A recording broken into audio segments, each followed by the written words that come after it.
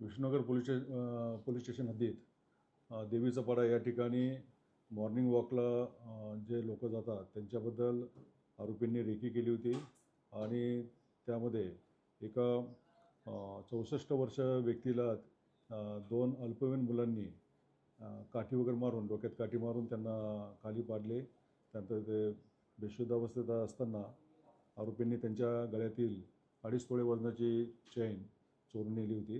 या प्रकरणामध्ये पोलिसांनी गुन्हा नोंद केला आणि एकूण 9 लोकांना ताब्यात घेतलेलं आहे. त्यापैकी 6 मुलं विधी संघर्षित बालकं आहेत. त्यांना भिवंडी न्यायालयापुढे हजर करण्यात आलेलं आहे आणि जे 3 आरोपी आहेत तर त्यांची आज पावेतो पोलीस कस्टडी रिमांड आहे.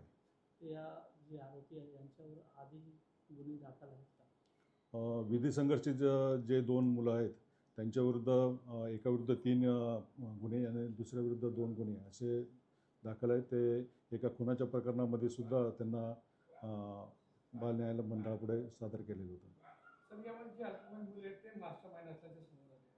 बरोबर आहे. जे 2 सख्खे भाऊ याच्यामध्ये तर ते मास्टर माइंड आहे. त्यांनी इतर त्यांचे सह आरोपित आणि विविध संघर्षित जे काही बालकं आहे साथीदार त्यांची सोबत घेऊन त्यांनी हा प्लॅन रचला होता आणि रेकी करून हा गुन्हा केलेला आहे.